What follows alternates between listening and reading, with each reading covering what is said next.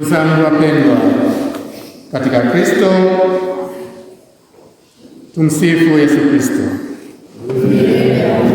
Kristo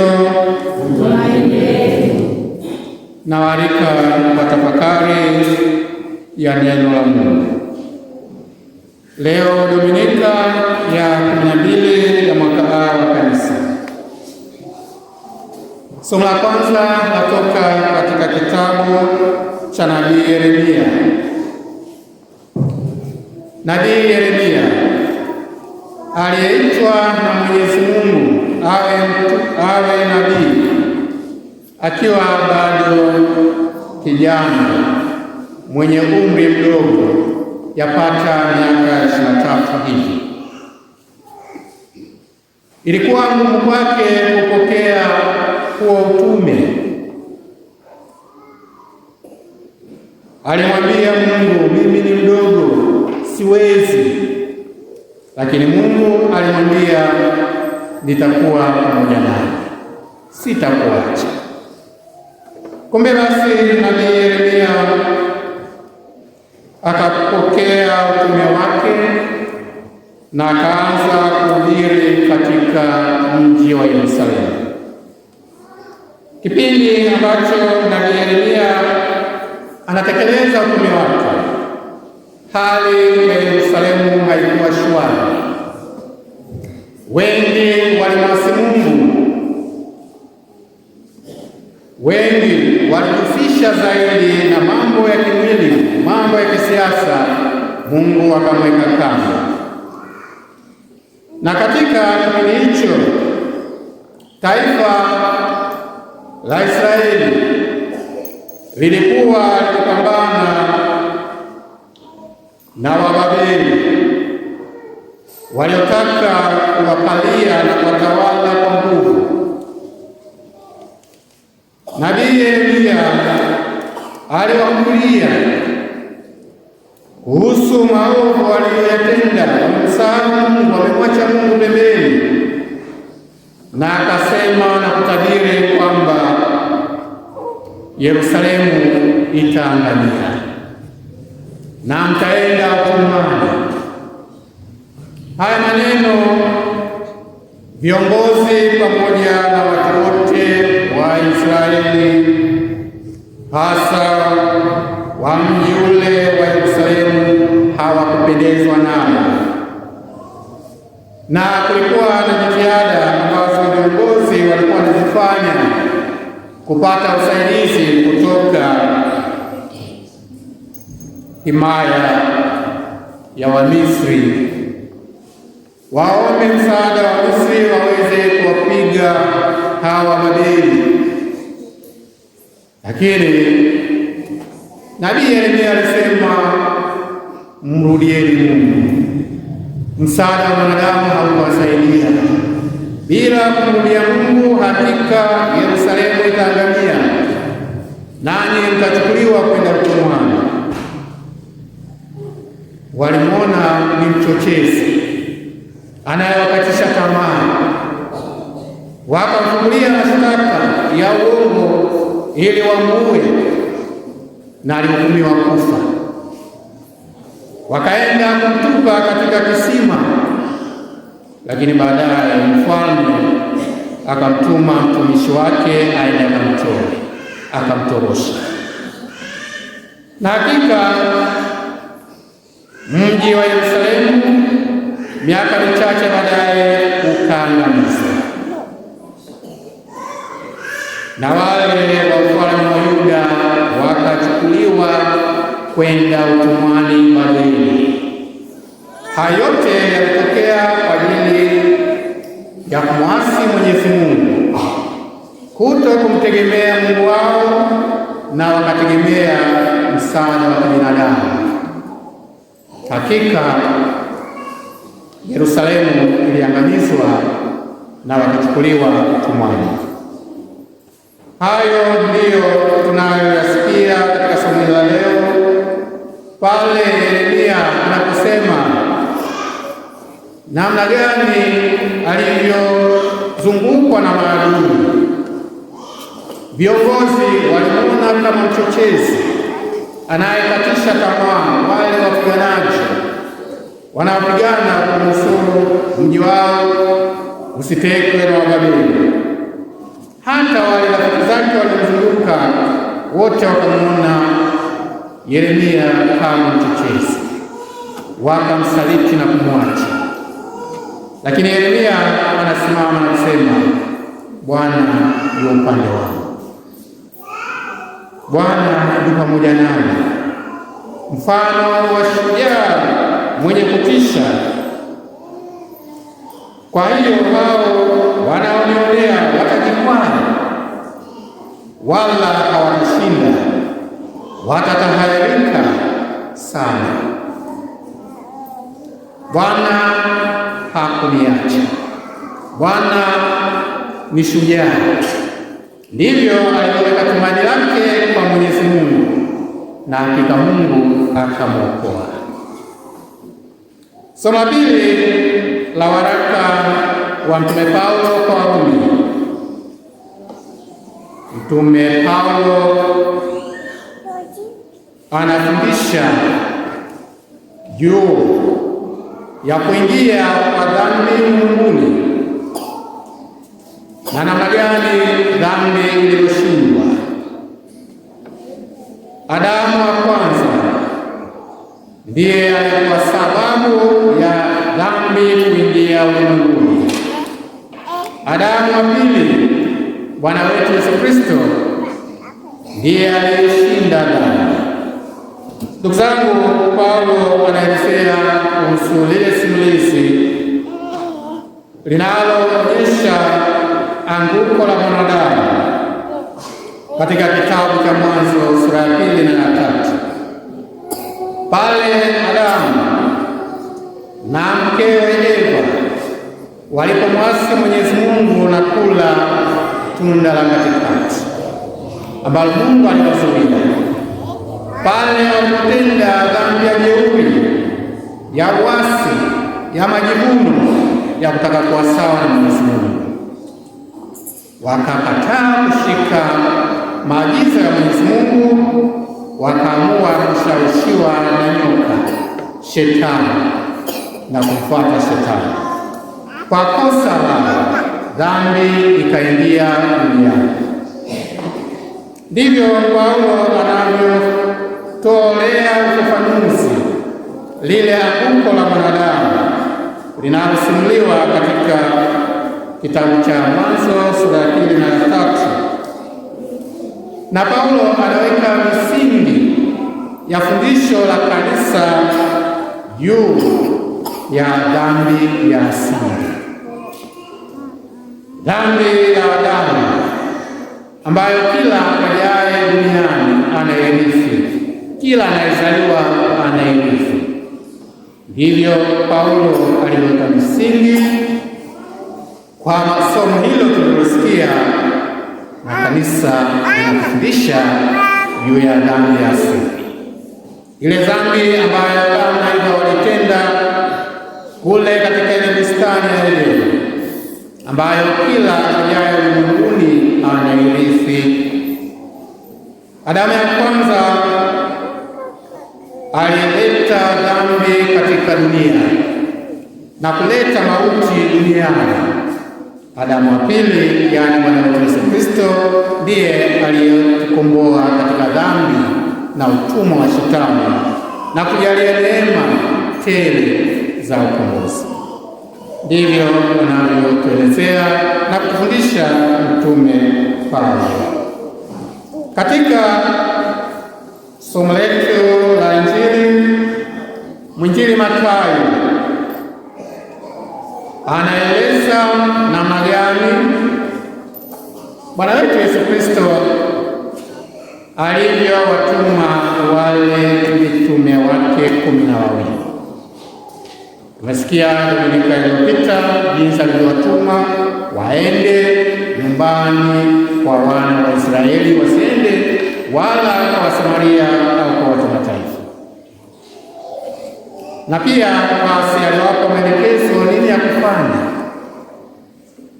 Katika Dominika ya leo anawaambia wale mitume wasiogope, waende wakaihubiri Injili kwa ujasiri. Lile wanalosikia katika siri walihubiri hadharani. Niwaambialo ninyi katika giza, lisemeni katika nuru, na msikialo kwa siri, lihubirini juu ya nyumba. Msiogope wawili wasiweze kuuana. Anawaambia katika utume wao wa kuhubiri habari njema watapambana na magumu, na wengine watauawa. Kumbe alieleza wazi yale yatakayowakuta katika kuhubiri habari njema. Watapambana na changamoto mbalimbali.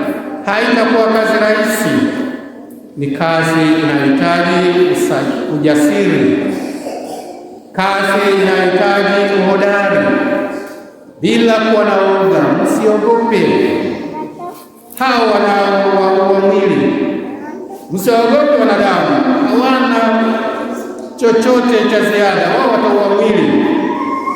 Muogopeni yule auaye mwili na roho. Nani wa kumwogopa? Ni Mungu. Mungu ndiye anamuumba mwanadamu, mwili na roho huko jehanamu. Ndivyo alivyowatia nguvu wale mitume wake na kuwatahadharisha magumu yatakayoambatana na utume huo, magumu yanayoambatana na kuhubiri habari njema. Watu hawataipokea, kama vile tulivyosikia katika somo la kwanza. Yeremia alipingwa vikali na hata akahukumiwa afe. Wakaenda kumtupa katika kisima huko ili afe, lakini Mungu akampigania akamwokoa. Kadhalika na hao mitume wanaambiwa watapitia changamoto mbalimbali na hata kuuawa. Na hakika mitume walipitia changamoto kubwa, walikataliwa, walipigwa na kuuawa. Ni mtume mmoja tu, Yohane, ndiye aliyekufa kifo cha kawaida, lakini naye alipata mateso, akaenda kufa kisiwani huko katika uhamisho. Wale mitume wengine wote wameuawa, kuanzia mtume Yakobo aliuawa na Herode pale Yerusalemu, ndiye alikuwa mtume wa kwanza kuuawa. Wakina Petro waliuawa wakisulubishwa, miguu juu kichwa chini. Kina Paulo waliuawa kwa kukata kichwa. Mitume wote wamepitia changamoto kubwa za kumwaga damu yao, isipokuwa Yohane pekee ambaye alikufa katika dhiki ya uhamisho katika uzee wake. Ndugu zangu, hilo ndilo aliwaambia Bwana wetu Yesu Kristo wale mitume wake, wakahubiri habari njema bila uoga, wawe tayari kupambana na changamoto mbalimbali, hata kuwa tayari kufa kwa ajili ya habari njema. Na hakika wengi wao kama tulivyosema waliuawa, na si mitume tu, hata Wakristo wengi wa mwanzo walipitia mateso makali. Wengi wameuawa na wafalme wa himaya ya Kirumi. Mpaka karne karibuni ya 4 ndipo kanisa lilipoanza kupata utulivu katika dola la Kirumi. Hata hivi bado kanisa linaendelea kupata changamoto hadi nyakati zetu hizi.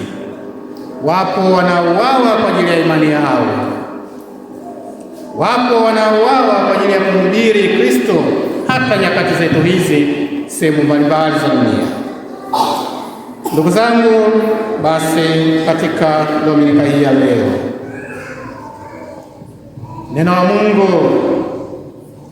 linatutaka sisi tuwe mitume wasio na uoga, tukamhubiri Kristo. Kila mmoja wetu kwa ubatizo wake na kwa kipaimara chake ni mtume, anashiriki kazi ya Bwana wetu Yesu Kristo, kazi ya kikuhani, kazi ya kifalme na kazi ya kinabii. Tunashiriki ukuhani wa Bwana wetu Yesu Kristo, unabii wa Bwana wetu Yesu Kristo na ufalme wa Bwana wetu Yesu Kristo, na kwa namna pekee tunaalikwa tuwe watangazaji wa habari njema ya wokovu kwa watu wote. Na kama alivyowatahadharisha mitume wake, kuhubiri habari njema kunahitaji ujasiri, kunahitaji uhodari, kunahitaji kuwa tayari kupambana na changamoto mbalimbali, hata kumwaga damu kwa ajili ya imani. Kumbe kila mmoja wetu analikwa awe mtume asiye na hofu. Usiogope hao mwili hawezi kuwa roho yako. Usiwaogope binadamu, kamtangaze, kamhubiri Kristo pasipo kuogopa. Ndugu zangu, ulimwengu wetu wa leo unahitaji sana kuhubiriwa. Ulimwengu wetu wa leo unahitaji sana kuhubiriwa. Watu wamekengeuka. Wale waliokuwa Wakristo wameiasi imani yao. Ulimwengu wetu umeingia katika harakati ya upagani mamboleo. Wengi bado wamekuwa wapagani, lakini robo tatu ya wapagani hao ni wapagani mamboleo, ni Wakristo ambao wameiasi imani yao, na kundi kubwa ni la vijana ambao wameiasi imani yao. Hawataki tena kuishika imani yao, hawana habari ya mambo ya dini, wao wako bize na mambo yao. Kwa makosa yao binafsi, lakini wengi wao wameiasi imani kwa mifano mibaya kutoka kwa Wakristo, na wengi wao wameasi imani kutokana na kukosa malezi kutoka kwa wazazi wao. Hawajawawekea misingi yote ya imani. Ndio maana unaona kundi kubwa la vijana hawana habari ya dini, hawana habari, ndio wanaikashifu imani yao. Tunaambiwa tukahubiri pasipo uoga, kama tulivyoelekezwa Dominika iliyopita. Tuanzie nyumbani. Ndugu zangu, ulimwengu wetu unahitaji sana kuhubiriwa. Kundi kubwa la wale waliokuwa Wakristo wamebaki sasa ni Wakristo wa majina, hawaishi Ukristo wao, na kundi hilo linaongozwa na vijana. Lakini vijana sio kosa lao, ni kosa la wazazi wao, la walezi wao. Tusiwalaumu vijana kama sisi wazazi hatuishi imani yetu. Kijana atapata wapi nguvu na msaada na mfano wa kumfanya aipende imani yake? Ndugu zangu, basi katika Dominika hii ya leo tunaambiwa twende tukahubiri habari njema kwa ujasiri, pasipo hofu. Tuwe mitume tukawahubirie hao walioasi imani, hao ambao ni wapagani mambo leo, wanahitaji kuhubiriwa Injili. Ndugu zangu, tunahubiri namna gani? Kama tulivyoelezana, si lazima kila mmoja awe misionari, achukue Biblia mkononi aende njia za panda na wapi, au aende nchi za mbali. Tukahubiri nyumbani kwetu, tukahubiri kwa kuishi vizuri imani yetu, na hii ndio namna bora zaidi ya kuhubiri, ni matendo mema, kuishi imani. Ndiyo njia iliyo bora zaidi ya kuhubiri habari njema, kuishuhudia imani yako, kuishi imani yako, kusimama katika misingi ya imani yako bila kutetereka na bila kuogopa. Msiogope katika matendo yale tunayotenda, hata yakiwa madogo namna gani, yanatoa ushuhuda wa kutosha. Tukaanzie katika familia zetu, katika jumuiya zetu, tuwe mashuhuda wa imani yetu, tuishi imani yetu. Tusiogope kumshuhudia Kristo pale nyumbani kwa kutoa mifano mizuri. Tusiogope kusimama imara, kukemea wale wanaokashifu, wale wanaotumia lugha chafu. Tusimamie maadili. Ndipo hapo tutakapoihubiri Injili, kukemea maovu yoyote yaliyo katika jamii. Ndipo tunapoihubiri Injili. Matendo ya kawaida. Kiwa safarini, umeingia kwenye hoteli, sali, piga ishara msalaba, kuombea chakula chako. Wengine tunaogopa. Ingia kwenye hoteli, sali, piga ishara msalaba, kuombea chakula chako. Wengine tunaogopa.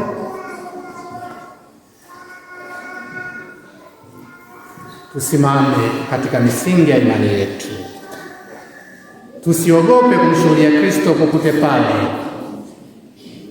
sehemu zetu za kazi. Tusiogope kumshuhudia Kristo katika familia zetu. Ndiyo, tuwe mstari wa mbele katika malezi ya vijana wetu, katika malezi ya watoto wetu ya imani, kuwaimarisha katika imani, kuwajengea misingi iliyo imara katika imani na maadili. Wengi tumetelekeza watoto wetu, tumewaacha wawe huru, wajifanyie wanavyopenda, hatuwasimamii. Na hasa mambo yanayohusu imani, hatuwasimamii. Leo tunaalikwa tusiogope, tukaihubiri imani. Ulimwengu wetu unahitaji sana kuhubiriwa imani. Kila mmoja wetu awe mtume wa kwenda kuhubiri imani, kuanzia katika ngazi ya familia, jumuiya zetu, vigango vyetu, parokia na taifa kwa ujumla. Ndugu zangu, basi ni mwaliko wa kuwa mitume, na kama nilivyosema, namna bora zaidi ya kuhubiri imani yetu ni kuishi tukisimama katika misingi ya imani, tukitenda matendo mema, hata yale mambo madogo madogo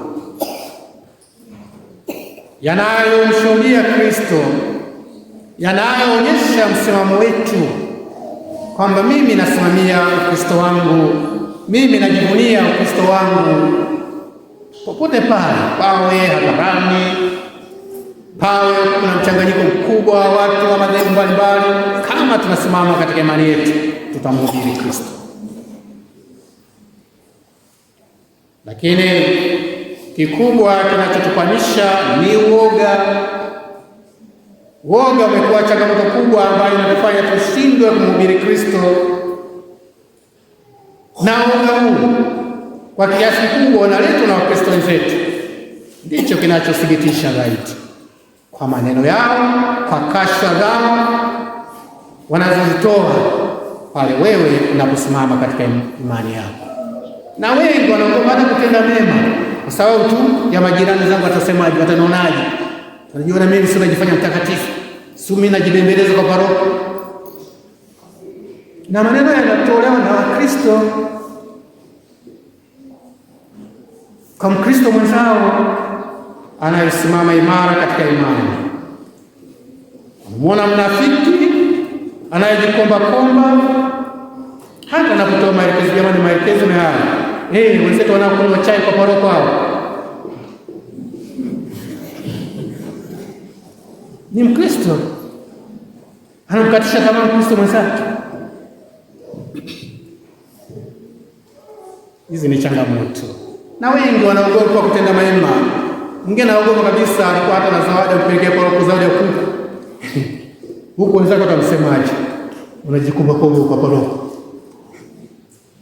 Watu wanashindwa hata kutoa misa ya shukrani. Mwingine ana uwezo hata kutoa debe 2, debe 3, eti atoe kisado au kilo 4. Akitoa zaidi hicho wanamsema huko kwake, huko mitaani. Huu ni uoga. Simama katika misingi yako. Kama Mungu amekujalia umepata gunia 10, gunia ngapi, una shida hata ukatoa gunia 1 kama misa yako ya kushukuru Mwenyezi Mungu. Lakini wengi wanashindwa kufanya hivyo, eti wataonekana wanajikomba, wanajipendekeza na pengine hata kutengwa,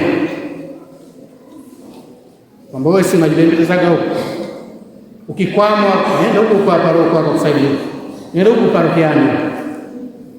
Ndugu zangu, tusikatishane tamaa. Ambaye zaidi kama nilisema ni Wakristo wenyewe ndio wanaokatisha tamaa Wakristo wenzao. Wale wanaosimama imara katika imani wanakatishwa tamaa, wanaonekana ni wanafiki, wanaojipendekeza, sio waonekane watakatifu na kashfa mbalimbali. Tusimame imara katika misingi yetu, wala tusikatishwe tamaa. Tusiwaogope watu katika kuishi imani yetu. Usiogope hao wanasema watakudhiaki, watafanya nini, vinaisha. Lakini wewe simama katika imani yako, simama katika tumaini lako, simama katika tarajio lako. Utakatishwa tamaa kama nilivyosema, mitume wameuawa kikatili kwa kukatwa vichwa, kwa kusulubishwa. Na wapo Wakristo wengi wameuawa kikatili, na wengine wakiwekewa kabisa masharti ambayo ya kuwaruhusu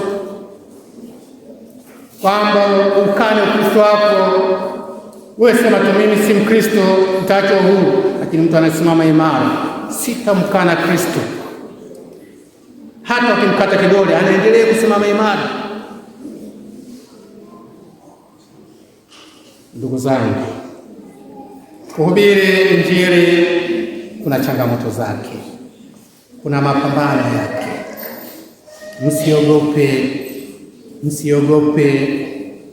Watu tunaogopa kutenda mema kwa ajili ya watu, kashfa za watu.